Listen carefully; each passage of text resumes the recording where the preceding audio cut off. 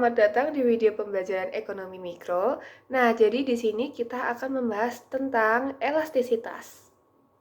Nah, sebelumnya elastisitas itu apa sih? Elastisitas itu artinya seberapa besar perubahan satu hal bisa memengaruhi hal lainnya. Nah, secara sederhana, elastisitas adalah angka yang menunjukkan seberapa besar perubahan jumlah barang yang diminta ataupun yang ditawarkan karena adanya perubahan faktor tertentu seperti contoh harga. Nah, semisal jika terjadi kenaikan harga barang, apakah orang-orang masih mau membeli dalam jumlah barang yang banyak ataukah akan malah turun? Nah, dengan memahami elastisitas ini, kita bisa membuat keputusan yang lebih baik dalam dunia perekonomian seperti contoh menentukan harga jual, strategi promosi, ataupun juga menentukan kebijakan pasar.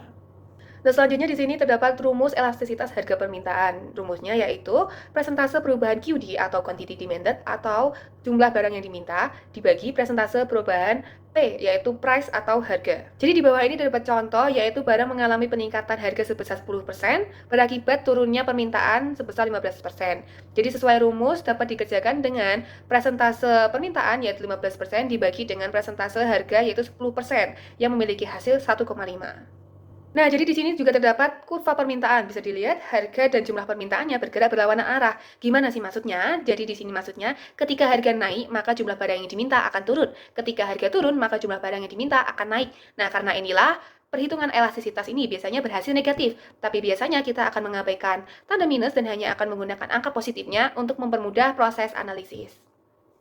Selanjutnya kita akan menghitung presentasi perubahan. Jadi presentasi perubahan ini digunakan untuk melihat bagaimana jumlah permintaan ketika suatu barang itu mengalami kenaikan atau penurunan harga. Presentase perubahan dapat dicari dengan rumus nilai akhir dikurangi nilai awal per nilai awal dikali 100%. Grafik ini menunjukkan ketika harganya 200, permintaannya itu sebanyak 12. Tapi ketika harganya 250, permintaannya hanya 8. Nah, untuk mencari perubahan presentasenya, kita bisa menggunakan rumus dasar nilai akhir dikurangi nilai awal per nilai awal kali 100%. Berarti dapat kita tulis $250 dikurangi $200 per $200 dikali 100%. Ini akan menghasilkan 25%. Nah, tetapi metode standar ini tuh akan menghasilkan jawaban yang berbeda, tergantung dari mana kita mulainya. Maksudnya, ketika kita mulai dari A ke B, kita lihat ketika harganya 200, ke B harganya 250. Berarti kan harganya naik. B naik sebesar 25%. Kita lihat Q-nya dari A ke B, 12 per 8. Berarti Q turun sebesar 33%. Maka elastisitasnya sama dengan Q per P. 33% per 25%. Sama dengan 1,33. Sedangkan ketika B ke A, kita lihat P-nya dari 250 ke 200. Berarti P turun sebesar 20%. Kemudian untuk Q-nya dari B ke A, 8 per 12. Q naik sebesar 50%. Berarti elastisitasnya sama dengan Q per P, 50% per 20%. Sama dengan 2,50. Jadi dikarenakan menggunakan metode standar itu, jawabannya akan berbeda tergantung dari mana kita mulainya. Maka di sini kita akan menggunakan yang namanya midpoint method atau metode untuk mencari rata-ratanya. Baik, kita langsung saja ke contoh soalnya. Untuk menjawab soal tersebut, kita menggunakan metode midpoint. Dengan cara, kita cari dulu presentase perubahan di Q.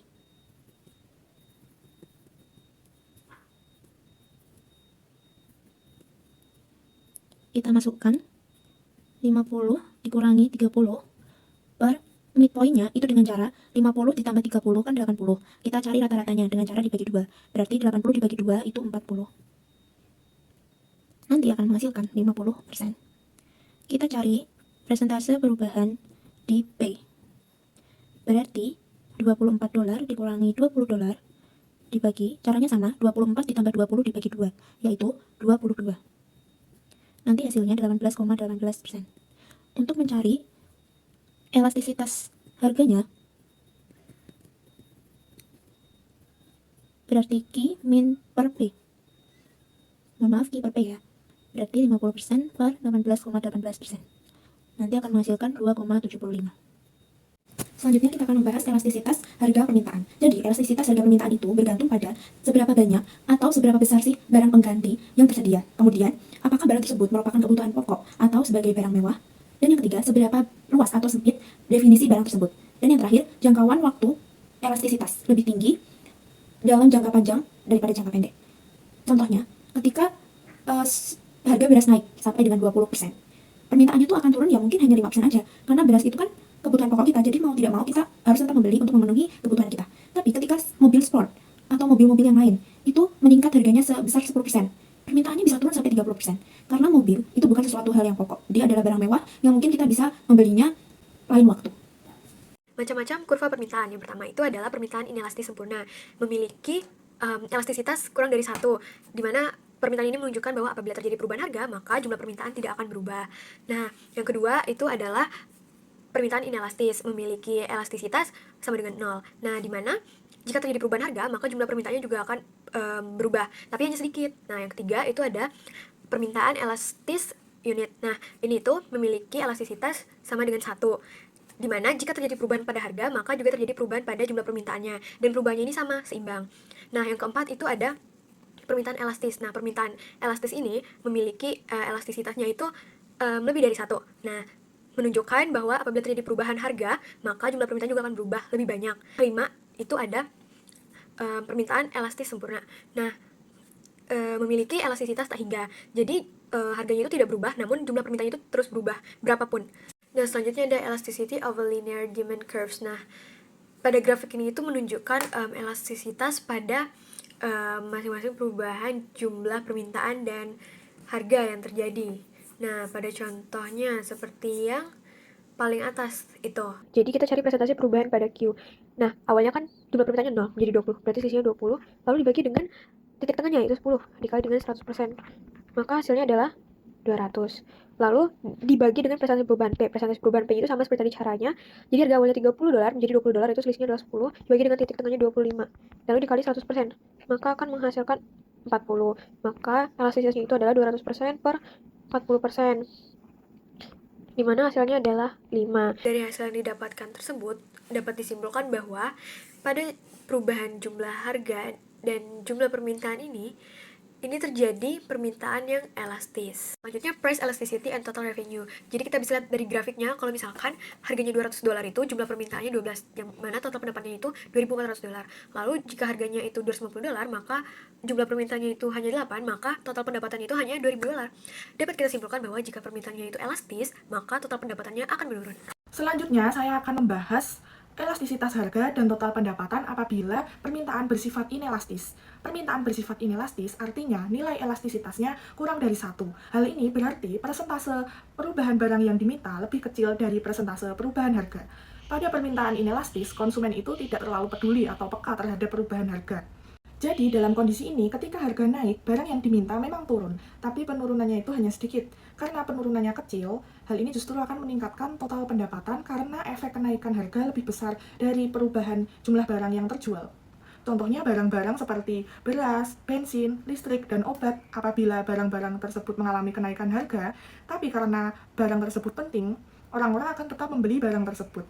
Contohnya, dalam grafik di sini, itu ketika harga meningkat dari yang semula 200 menjadi 250, dan jumlah barang yang diminta turun dari yang semula 12 menjadi 10, justru akan meningkatkan total pendapatan yang semula dari 2.400 menjadi 2.500. Artinya, kalau permintaan bersifat inelastis, ketika harga naik, justru ini akan meningkatkan total pendapatan. Karena orang-orang akan tetap membeli walaupun harganya lebih mahal.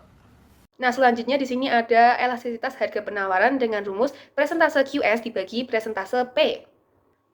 Nah, jadi di bawah ini juga sudah terdapat contohnya, jika harga barang memiliki kenaikan harga sebesar 8%, maka jumlah barang yang ditawarkan juga akan meningkat sebesar 16%. Sesuai rumus yang tadi, jadi dapat dikerjakan dengan cara presentase QS dibagi dengan presentase P, yaitu 16% dibagi 8% yang memiliki hasil 2.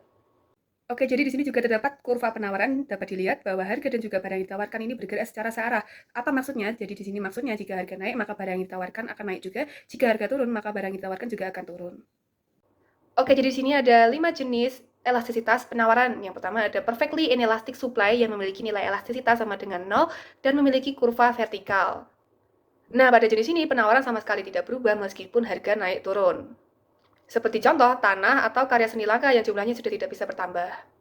Selanjutnya ada inelastic supply yang memiliki nilai elastisitas kurang dari 1. Nah, kurvanya ini biasanya curam. Nah, pada jenis ini sudah terdapat perubahan jumlah yang ditawarkan, tetapi tidak terlalu besar karena adanya perubahan harga. Seperti contoh ketika harga barang naik sebesar 10%, maka akan terjadi perubahan barang yang ditawarkan, tetapi hanya sedikit yaitu kurang dari 10%. Lalu selanjutnya ada unit elastic supply yang memiliki nilai elastisitas sama dengan 1 dan juga kemiringannya sedang. Pada jenis ini, presentase perubahan harga sama dengan presentase perubahan barang yang ditawarkan. Seperti contoh, jika harga naik 10%, maka jumlah barang yang ditawarkan juga naik sebesar 10%. Lalu selanjutnya ada elastic supply yang memiliki nilai elastisitas di atas 1, ini juga biasanya kurvanya datar. Nah, di sini perubahan harga dapat menyebabkan perubahan jumlah barang yang ditawarkan secara lebih besar presentasenya. Seperti contoh, jika barang yang ditawarkan memiliki kenaikan harga sebesar 10%, maka kemungkinan besar barang yang ditawarkan akan lebih dari 10%. Lalu selanjutnya yang terakhir ada perfectly elastic. Di sini memiliki nilai elastisitas tak hingga dan juga kurvanya mendatar secara horizontal. Di sini perubahan harga hanya sedikit berubah, tetapi perubahan barang yang ditawarkan bisa berubah tak terbatas. Selanjutnya adalah determinant of supply elasticity, atau hal yang menentukan elastisitas suatu penawaran. Jadi di sini ada 2 poin penting yang akan saya bahas untuk menentukan elastisitas suatu penawaran. Yang pertama adalah semakin mudahnya penjual mengubah kuantitas produksi barangnya atau jumlah barang yang mereka produksi, maka semakin besar juga elastisitas harga penawaran tersebut. Hal ini bisa dikarenakan kelangkaan suatu barang atau keterbatasan produksi suatu barang tersebut. Yang nomor 2, untuk barang dalam jumlah banyak, elastisitas harga penawaran akan semakin besar dalam jangka panjang dibandingkan jangka pendek. Hal ini dikarenakan perusahaan dapat membuat perusahaan baru dan menambah tenaga kerja untuk menambah produksi suatu barang dan menaikkan harga dibandingkan dalam jangka pendek yang mungkin bisa menambah suatu barang produksi namun tidak bisa maksimal. Oke, selanjutnya di sini ada contoh dari determinant of supply elasticity. Ini berkaitan dengan yang nomor 1 tadi, yaitu semakin mudah penjual mengubah jumlah barang yang mereka produksi, maka semakin besar elastisitasnya. Di sini ada 2 contoh barang, yaitu yang pertama lukisan karya pelukis terkenal dan pakaian jadi. Jika kita lihat di sini pada grafik lukisan karya pelukis terkenal, ini saat quantity of demand atau permintaannya ini bertambah sedikit saja, maka harganya akan melonjak tinggi ya. Ini dikarenakan keterbatasan dari barang tersebut. Atau bisa dibilang jumlah barang yang mereka produksi ini nggak bisa berubah-berubah. Yang kita tahu kan lukisan asli biasanya cuma ada 1 kan. Maka saat ada kenaikan pada penawaran sedikit saja, harga akan melonjak sangat tinggi. Maka dari itu bisa kita simpulkan bahwa lukisan karya pelukis terkenal ini inelastik. Selanjutnya, pada pakaian jadi yang biasa kita gunakan sehari-hari, saat quantity of demand atau permintaannya ini melonjak tinggi, harganya tetap naik, namun tidak signifikan. Seperti lukisan karya pelukis terkenal, dikarenakan barangnya ini bisa berubah-berubah jumlahnya yang diproduksi oleh penjual. Maka dari itu, dapat kita simpulkan bahwa pakaian jadi ini termasuk elastis karena dapat berubah-berubah jumlah produksinya. Selanjutnya adalah how the price elasticity of supply can vary, atau bagaimana harga elastisitas suatu penawaran itu bisa bervariatif. Di sini bisa kita lihat penawaran seringkali menjadi kurang elastis saat kuantitas atau Q meningkat karena keterbatasan kapasitas. Ini seperti yang tadi lukisan karya pelukis terkenal, bisa kita lihat dia elastisitinya kurang dari 1 atau tidak elastis. Itu dikarenakan saat quantity of supply ini bertambah sedikit, harganya ini bisa melonjak naik ya, dikarenakan keterbatasan dari lukisan tersebut. Kebalikannya, untuk pakaian jadi yang biasa kita gunakan sehari-hari, elastisitinya lebih dari 1 atau elastis. Ini dikarenakan saat quantity of supply ini bertambah banyak, akan terjadi kenaikan harga namun tidak signifikan. Nah, yang terakhir itu ada elastisitas lainnya. Yang pertama itu ada income elasticity of demand, di mana income elasticity ini mengukur perubahan pendapatan terhadap permintaan suatu barang. Nah, elastisitasnya lebih dari 0 apabila barang tersebut barang normal, sedangkan elastisitasnya kurang dari 0 apabila barang tersebut barang inferior. Lalu yang kedua itu adalah cross price elasticity of demand. Nah, cross price elasticity ini mengukur pengaruh perubahan harga barang lain terhadap permintaan barang tersebut. Nah, elastisitasnya itu lebih dari 0 untuk barang substitusi dan elastisitasnya itu kurang dari 0 untuk barang komplementer.